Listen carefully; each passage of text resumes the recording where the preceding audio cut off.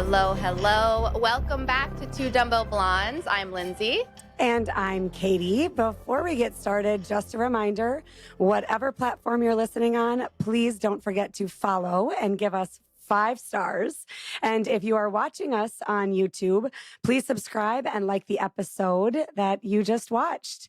So I am really excited because we have Caitlin Birnie here today. And I don't know you very well, Caitlin. All I know is that you're real feisty when it comes to nutrition.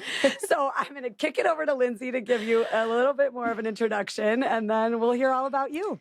Yes. So I met Caitlin actually doing a grand opening for a club out in Boston. Caitlin has since gone on her own, and she does have her own nutrition business, works with people all over. And I, too, know Caitlin for her feistiness. And I would say her philosophy and what we talk about on this podcast is like no bullshit, right? And so Caitlin's approach is very much that, in being real with you with nutrition and not trying to sell you on anything, not trying to go on any certain fad or think you have to have this certain product. Like, she's going to shoot you straight with it. And I appreciate that about her. She's also had quite the journey herself when it comes to her health and fitness. So Caitlin, I would love for you to start there, and then we'll transition a little bit more into what you do as a coach. Yeah, thanks guys so much for having me. I'm excited to be here. So my journey started, when you say that, I think back to like high school, and now that was like 24 years ago. And I'm just like, well, how did that happen? Like, I've been on this journey for 24 years. Like, I'm still 24. What? Yes. What happened?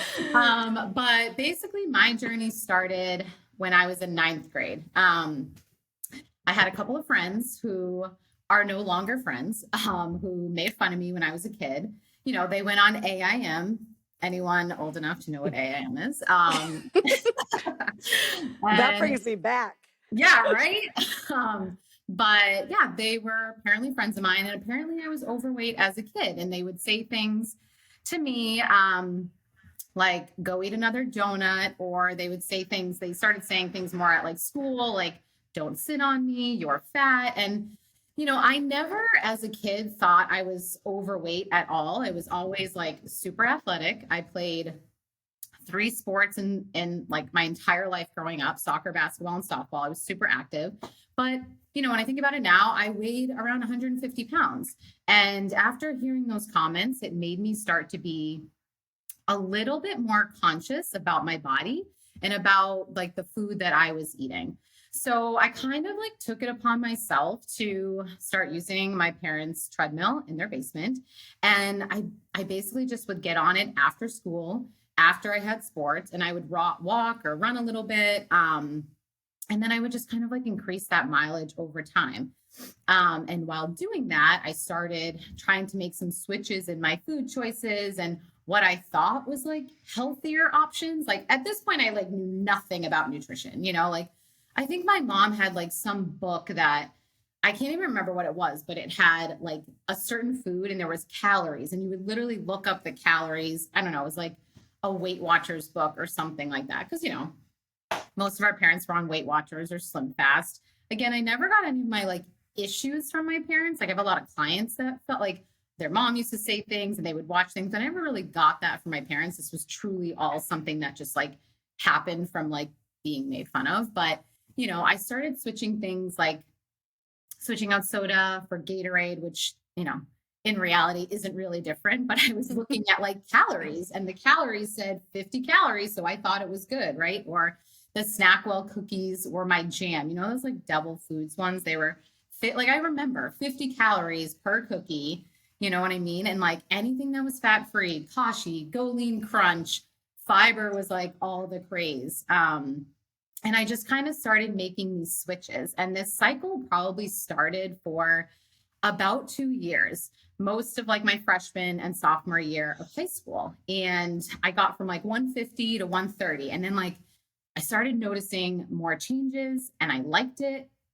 And I felt like I was constantly like looking at my body. And by junior year, I was not having meat because I thought that was going to make me fat. I was constantly asking my mother, like, how did you prepare this meal? Did you put oil in this? Like, I was constantly thinking about calories and calories. I was drinking coffee most of the day and trying to skip meals because coffee like sped up our metabolism. And there was also these like Lipton green teas that I used to drink. They were like wicked big in like the early 2000s. I don't even know if it like exists anymore. But like green tea was another one. It like sped up your metabolism or helped you burn calories or whatever. And it basically just started like ramping up. And, you know, I started running more. I started eating less. I just remember in my high school, like I would like during, I think it was my junior year, I would meet a friend who was also like into running too. And like after work, we would meet and do this loop. And it was like 3 miles long. And I was running either before or I would stay after and like run more. Like it was just this constant battle of like eat less, run more. And, you know, it got like, I feel like by my senior year, I had gotten down to like 115, 118, because I remember leaving for, or it was the morning. Yeah, it was like the morning I left for college. I'm like, these are things that we remember. And it's just so messed up. Like when I like think about it, like I remember weighing in at like 118 pounds and I was like, sweet. Right. Like, so from like freshman year to my senior year, I had lost like 30 pounds. And it just and not the right way or in the healthy way, but it's right. what we like back then. You talking about this like brings me back to that Yes. moment in my life too, because I have a similar, and it's crazy to think the things, to hear you say, this is what I did, this is what I drank because of this or that. So it's great. It's just, and I think so many people, like when you really think, like I like sometimes when I share my journey on social media, I was just, I think back and I'm just like, what was I doing? What, like, it's just so bizarre now because I know so much more, but like so many women I feel like have a very similar past to mine. And that's why I feel like I vocalize it and I want to share it because I feel like it's super relatable and it can be helpful for people, you know, especially. And it's what we knew back then, and we like we as individuals know more now, but as a society, through science, through the like what's out there, we know more. But we are so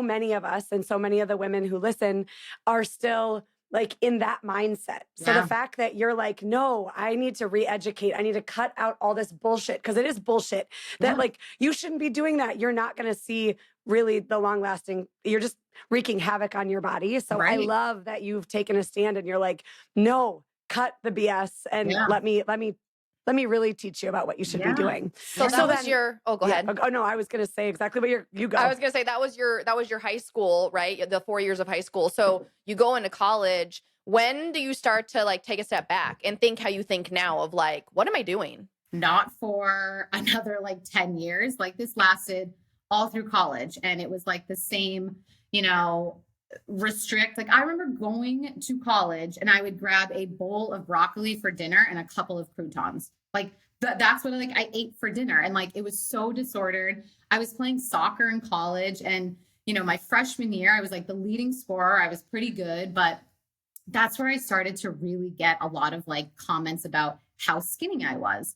And I fed off of that. I needed it more. I needed to go like skinnier and skinnier. Right. And, you know, by the time it was my junior year, I remember weighing in at 98 pounds and I was like, I have made it. Like, this is incredible. That was the goal, to get like around 100 pounds or below. And, you know, sophomore, you know, that happened all sophomore year. I became like the treadmill girl at college. Like people would walk by me on like I don't even remember what you call it. Just like the open area of the, you know, the campus. The quad. The quad. Yeah, that's where I was looking for. And I would be running. There was like big windows so everyone could see me. I would be running on the treadmill. People would go to class and then come back and I was still there. And people would call me like, oh, you're the treadmill girl. You're the girl that's always on the treadmill. And I was running before practice. I was running after, and I had gotten myself up to like 9 miles a day. And that was like the standard. I couldn't go below it. I could maybe go above it if I wanted to, but like, so this just lasted. At any point, did you feel like, okay, maybe I am taking this too far, or was it just your identity? So it was at that point, there was no like this, like you had said, like you were disordered and you were taking it too far. It just was. Yeah, it just, that was And what it's I where you got did. your attention. Yep. What was your brand? Yep. I was the treadmill girl. So I had to keep being the treadmill girl. I had to keep running 9 miles a day. And that's where, like, by senior year, things got, that's where I feel like I finally, went off the rails a little bit, because it was like senior week and we were drinking more. And then you eat pizza and you stay up till 3 or 4 a.m. And like, then I feel like my body was just kind of like shutting down. And I feel like I ended up gaining like 10 pounds just in that senior like half end of the year, because I was just out of Can control. I ask about so you had said your freshman year, you were the leading scorer. Mhm. As your weight started to drop, did your performance on the soccer field also go down? Yep. So that was my junior year. Like sophomore year, I became like a midfielder, because they just run up and down the field all day. So like I was fast, I could run forever. And then my junior year, I just like I played like shit, and it was brutal. And I just remember all the time my coach was screaming at me. My last name was Egan at the time, and people called me Eags, and he'd be like, Eags, what are you doing? Like, blah, blah, blah. Like, what's going on? Like, he'd be screaming at me, and like, they pulled me out of the game sometimes. And, I had an awful year. I felt like my confidence tanked, but that still didn't like get me to question what I was doing or get me to change, and that's what I feel like was like, I guess maybe my senior year, like it was a little bit better, but I was still onto my own ways and just like doing the same bullshit over and over again.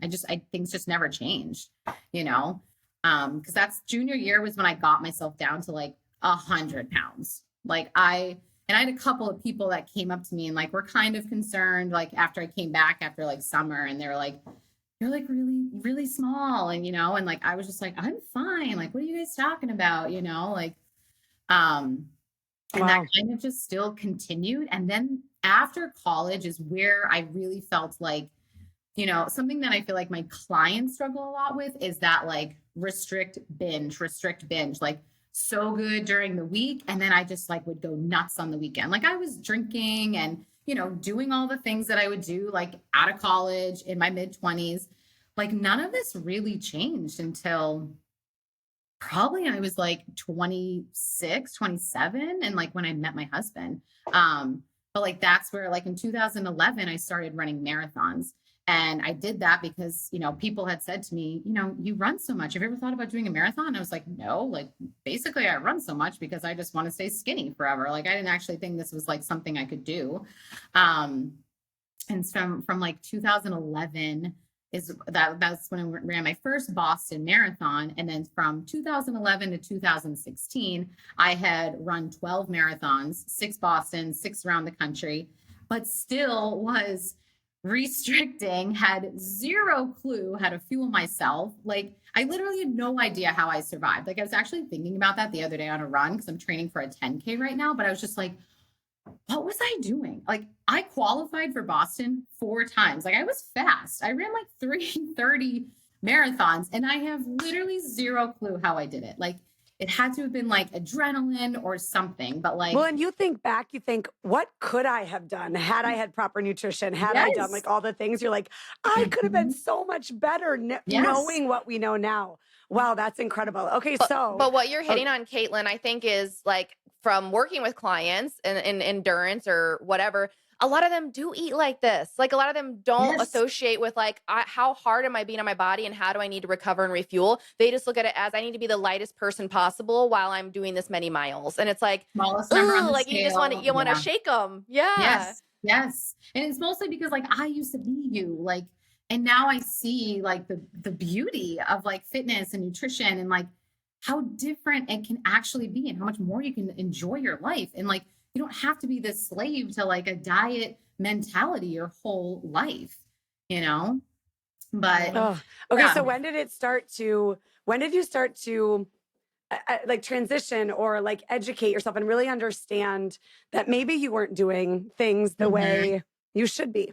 Yeah. So around like 2012, like 2011, I feel like that was the time of like Instagram. That's when like Instagram kind of came out, and I started following like, I was a marathon runner, so I felt like I was like into fitness and things like that. I had not like I had lifted a little bit in college with like soccer, but like not at all like exposed to it, and then I started following like a couple of girls, like Sarah Bomar was like the big, I don't know if you guys ever followed her or do now still, but like she was like the big girl, like back in like 2011, 2012, something like that. But like big muscles and like I just like wanted her arms. And like, I was like, what do I have to do for that? Like, and I feel like that's where like in 2012, strength training, like I started kind of dabbling in it a little bit.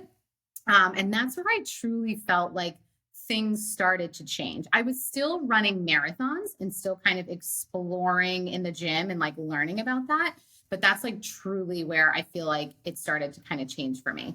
And like I had been working as a preschool teacher and, back in for like, what was it? 2008, I started there.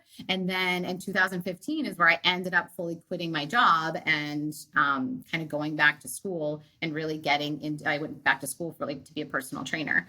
And then that's kind of where things started to kind of pick up in like 2016. But like in 2012, like I would go to the gym with my friend Henry and he would like show me around and show me how to lift and things like that. And then he would say things to me like, okay, so now you're going to go home and have like a protein shake. And I was like, I'm not having a protein shake. Like, I'm going to get fat if I do that. Like, I can't have that and then have dinner. Like, what do you mean? Like, that's insane. What, are you crazy? And like, I don't know, the more I just kind of like explored with it. And then I was running and then I started seeing a little bit of definition in my arms and things like that. And I just kind of started trusting the process and trusting him and like what he was, he's not a personal trainer or anything like that, but he just loves the gym and he's like kind of studied YouTube stuff and things like that. So like he knew what he was kind of talking about, but like I just kind of like trusted him and I kind of started feeding myself a little bit more and things like that. And it just kind of, I don't know, like that's where strength training, I feel like for me,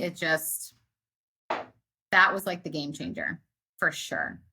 It just taught me so much more about eating, how to lift, how to fuel yourself, letting go of the scale and the number and like having to be smaller, It is when you start, and Lindsay and I have talked about this on the podcast, and I have been in fitness since 2006, and just even what we've learned from then to now, and realizing you're putting in all this work, and yes, like I feel like cardio was such a big deal back then, and like how long can you go, and how hard can you go, and not realizing the toll that it was taking on our bodies and our hormones and all the things.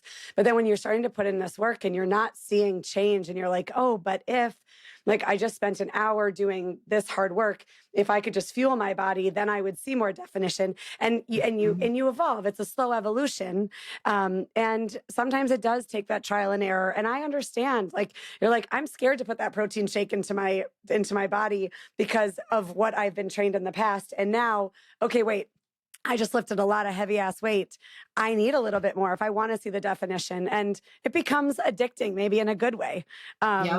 So then when did you decide so you went back to school to go into fitness, and was Lifetime your first job when it comes to fitness? Yeah, Lifetime was my first job, and I was literally scared shitless, and I was just like, how did this gym like hire me? Like, I don't understand. Like, this gym is like incredible.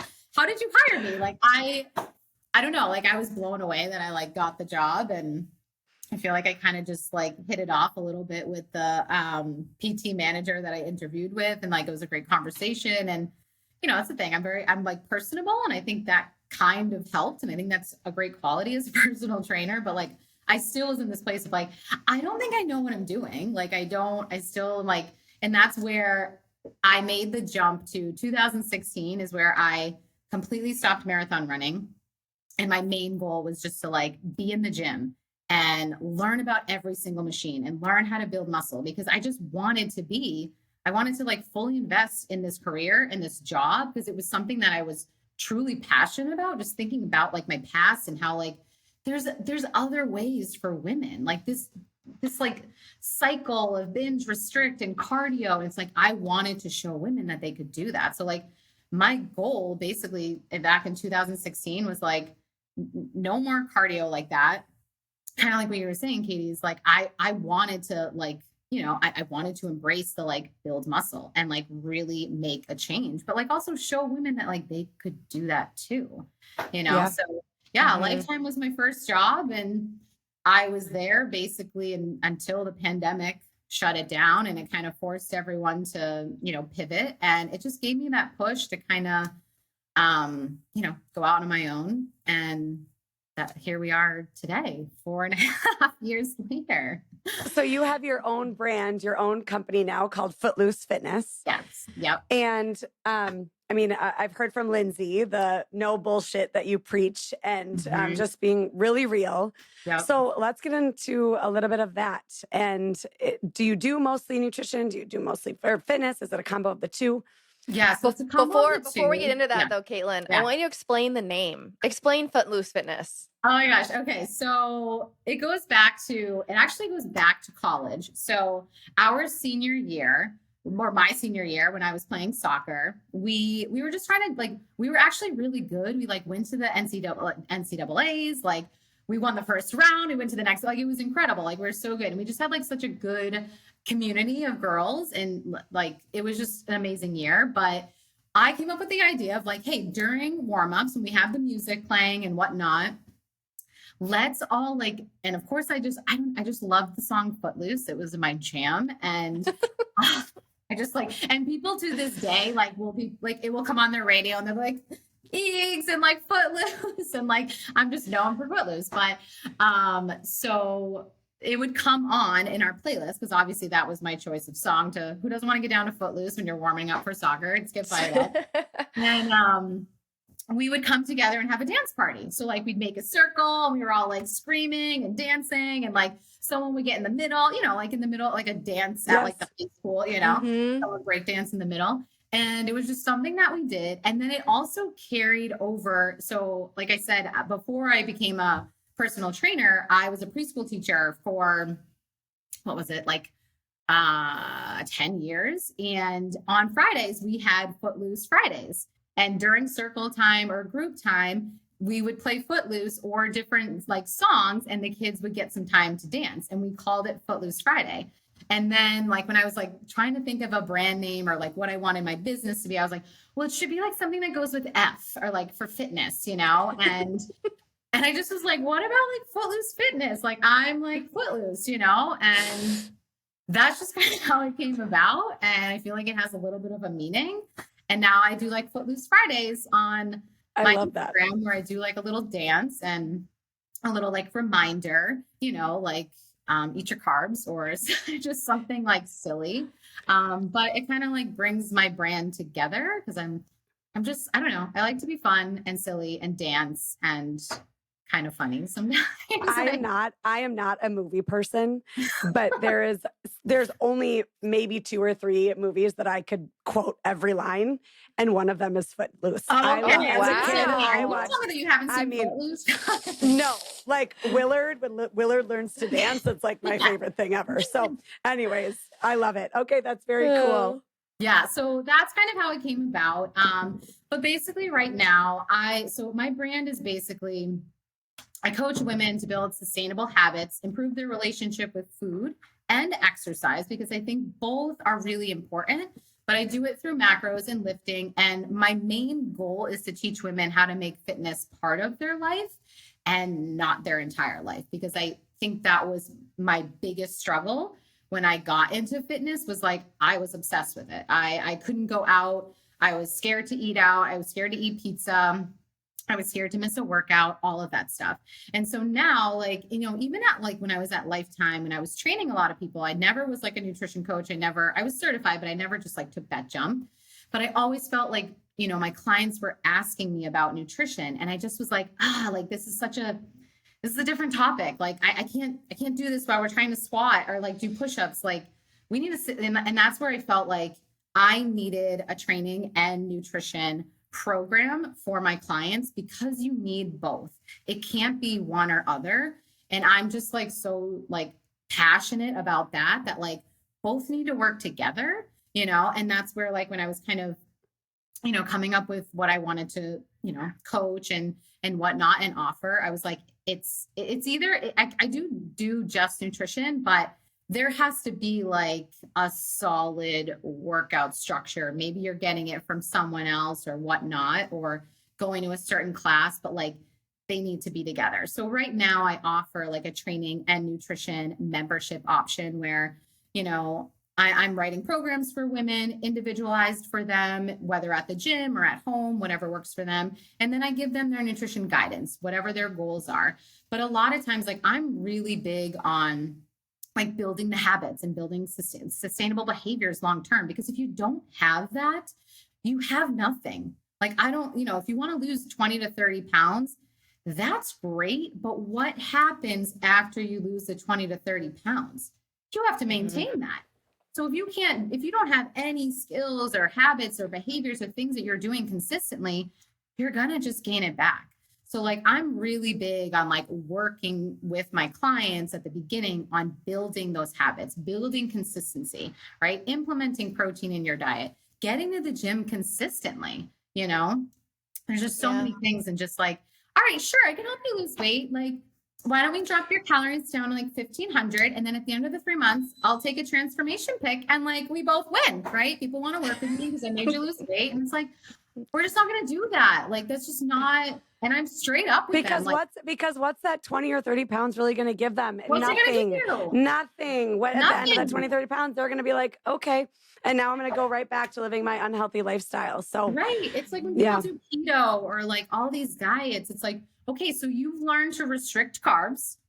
Well, what happens now when you want to like go out for pizza, and then that's when it spirals, then they start eating pizza and they're like, oh, I did keto one time. And, like, I guess I'll go back on that. It's like, no, we want this for life. We want you to do it forever. That's the thing. Once you start, it doesn't go away. You got to keep going.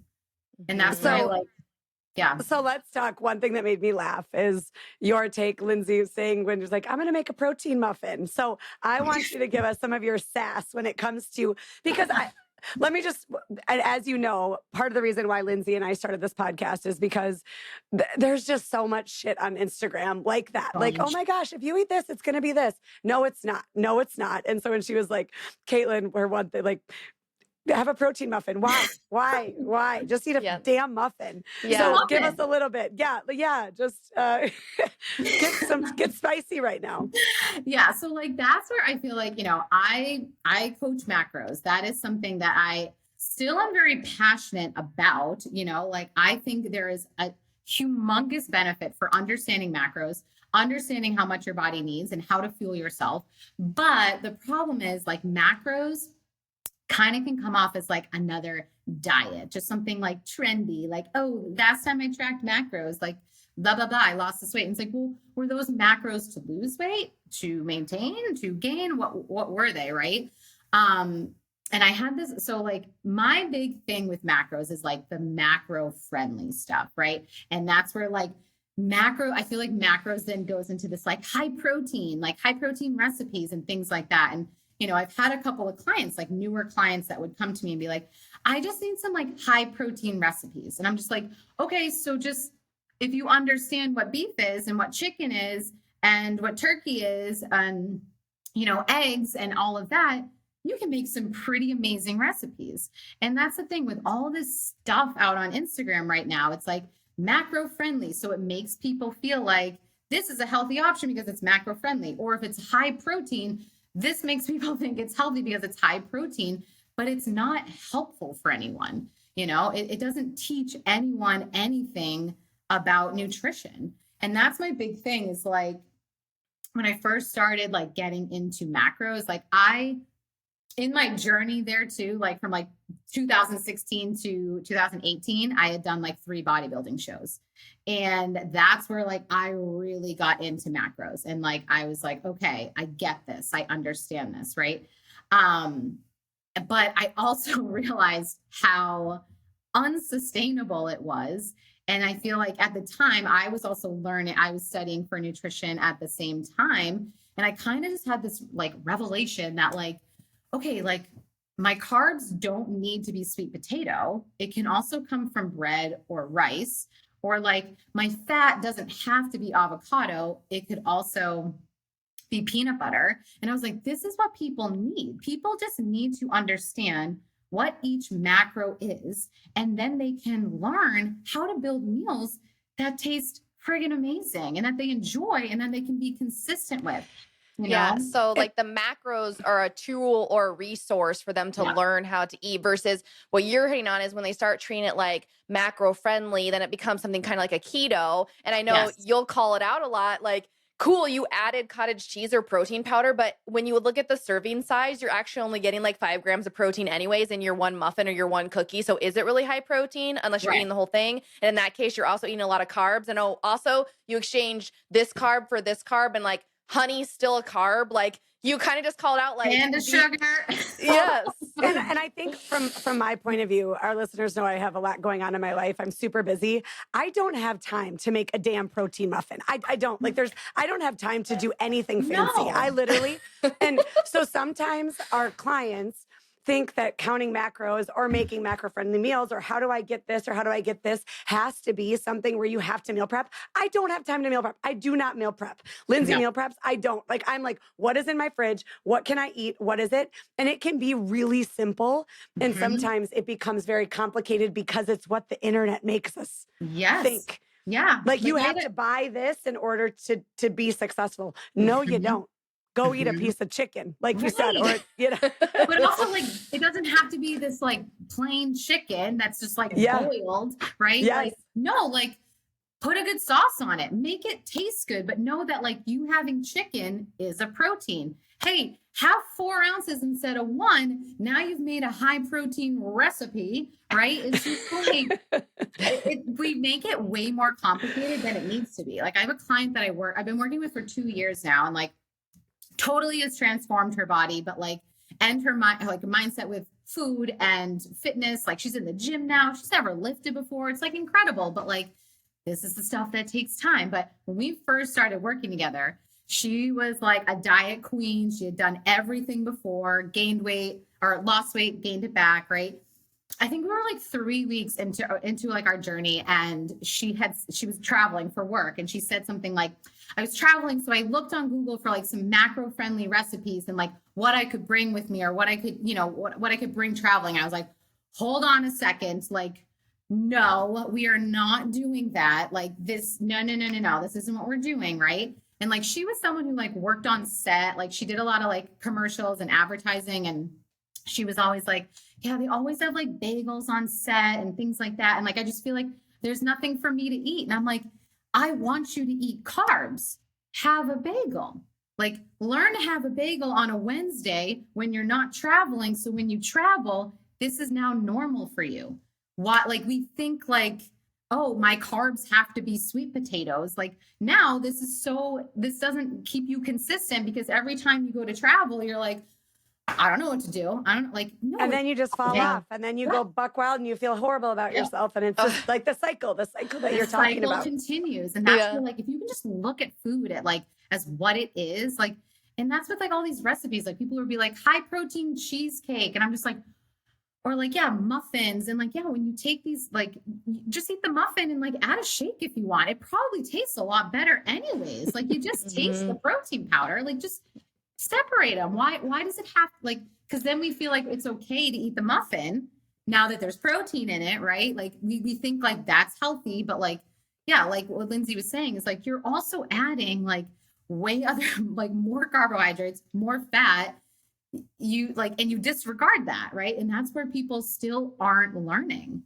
You know? So you talked about in your journey, like the restriction and the binge, then even right now you're hitting on like, make it part of the plan. I know right now we're in October and you're really big on candy every day because I think we get to this time of year, whether it's Halloween or Thanksgiving or Christmas, and we like get anxiety around all these sweets that are going to be around. It's like, well, when you give it that control, it's going to have that control. But when you treat it as, this is something I can have any old day, like it's not a big deal. We're not in a shortage of candy. Like I can have one every day if I want. And you start to normalize what that is.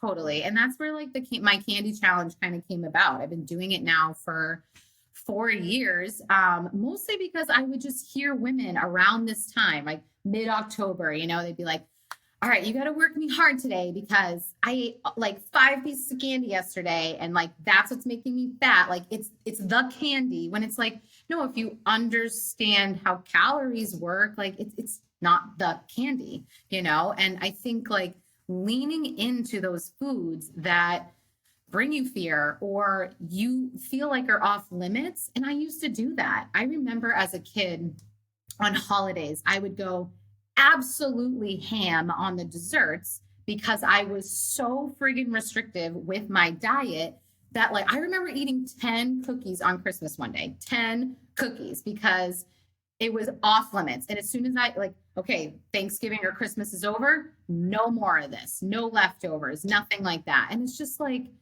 if we learn how to embrace and what calories is and what carbs are and what fats are and macros, and I'm not saying go eat candy for every single meal, but it can absolutely be something that is part of your life and it will 100% improve your relationship with food. And that's what women truly need to see. Nothing's happening to your body in the month of October because you're enjoying a piece of candy. You don't instantly gain 10 pounds. And I know we're going to have people listening and they're talking about like all the added things in the candy bars or the seed oils or, this, that, and the other. Like, I know this could be a whole other tangent.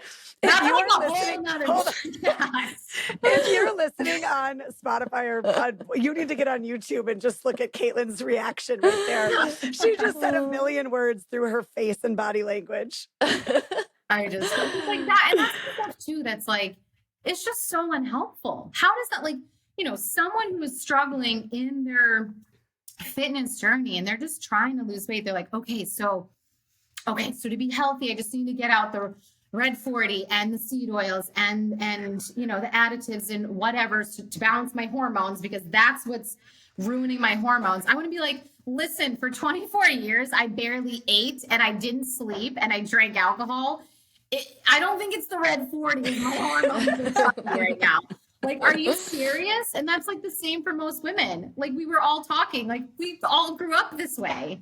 And it's just like, it's not helpful. It's still not teaching people about food and hey, eat more vegetables. I'm for that and fruit and, balance your plate. But like, there's way more other things that like we could fix too, Mm-hmm. And that's what I like about what no you one ever post. talks about alcohol. Yeah. That's what I love about what you post is like the reality of it, right? Like you post that, hey, I have cream in my coffee. It's not the freaking cream. Hey, I have a bagel every day. It's not the bagel. Like it's the totality of everything. But when you learn about it all, then you understand where it has a time and a place and how it fits for your plan. Yeah. But that you were about to mention alcohol, and I've said this a lot on in past podcasts. But people are always like, I'm going to do like sober January or sober, and it's like, okay, then what happens at the end? Like this, if this is a part of your day, it's just like candy. Are you going to have a glass of wine? Or are you going to have a Reese's peanut butter cup? Like both of them is not the reason why you're not seeing change. Right. So we demonize these things, whatever it might be, the bagel, the piece of candy, the glass of wine.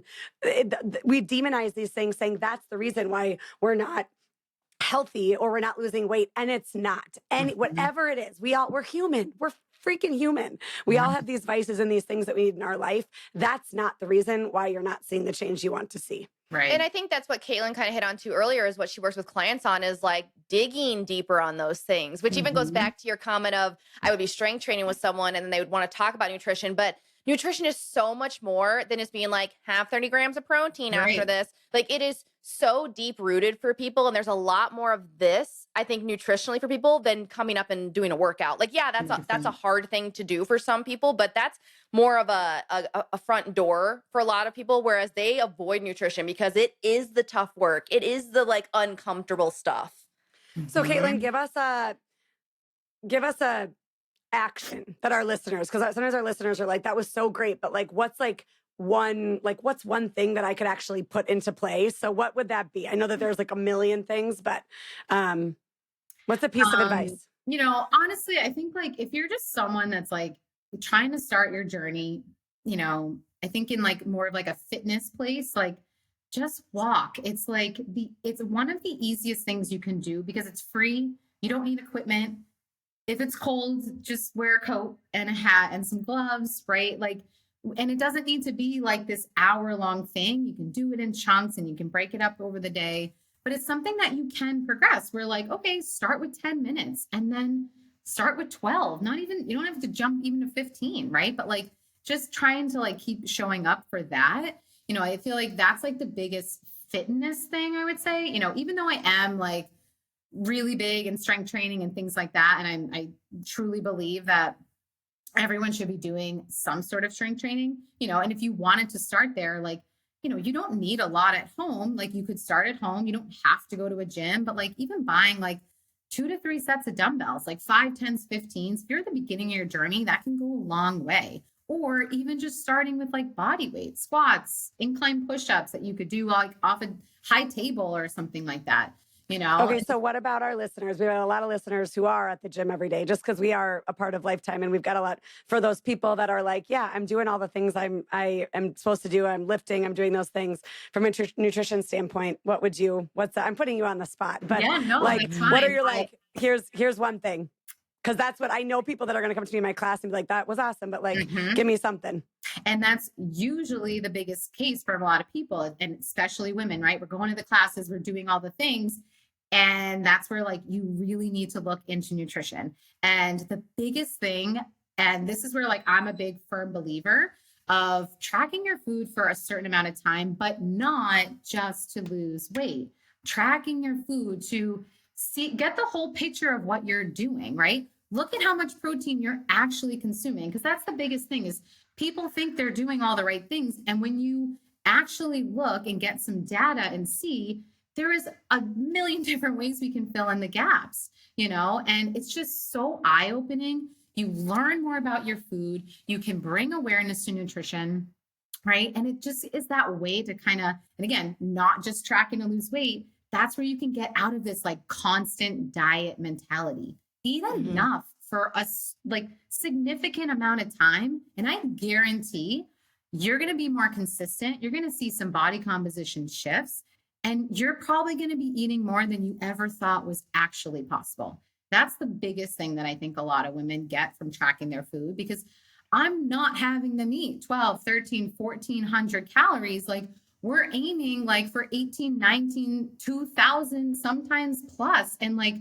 we're just like, wow, I lived my entire life trying to like keep my calories low and eat less, right? Only to go. It changes your whole life. It changes your brain function. It changes your sleep. It changes the way you show up for your family, for your friends, at your job. Like, I mean, it is like the tip of the iceberg that truly can have like ginormous effects in your whole life when you start to fuel your body with the proper nutrition. I'm gonna be that girl really quick, Caitlin.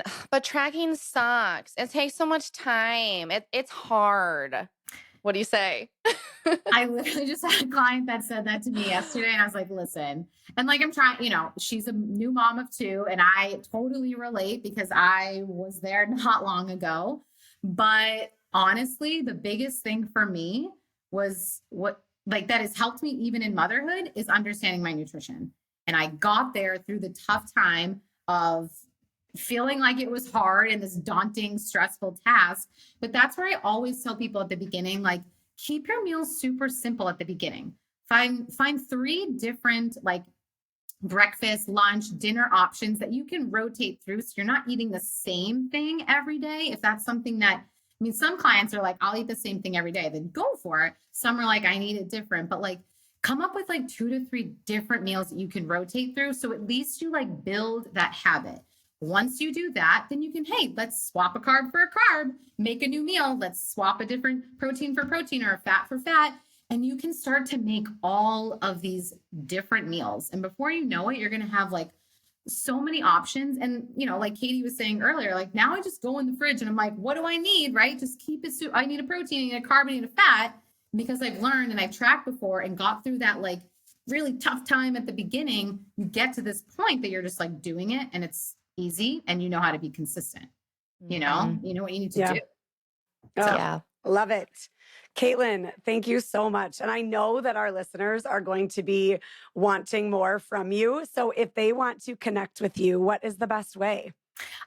So you can follow me on Instagram. I'm Footloose Fitness, and you can send me a DM. That's probably the easiest way, and we can connect there.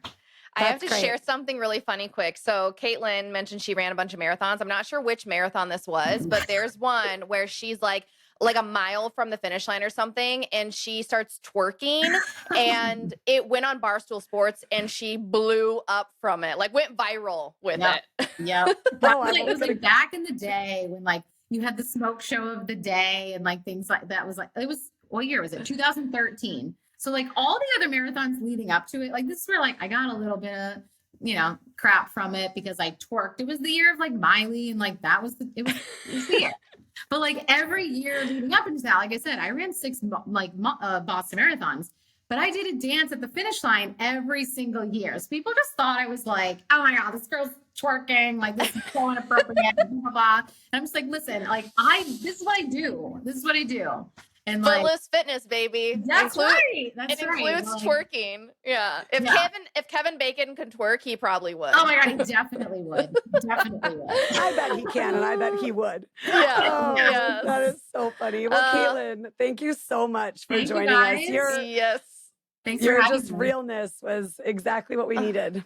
And we will tag Caitlin's Instagram below. You can find us at 2dumbbellblondes.com or on Instagram as well at 2dumbbellblondes. I feel like we might need to have another podcast after this, Caitlin. I feel like this could go places. We got a little short on the time. But thank you so much for today, and Thanks, we'll guys. see you guys next time. All right. Bye, guys. Bye.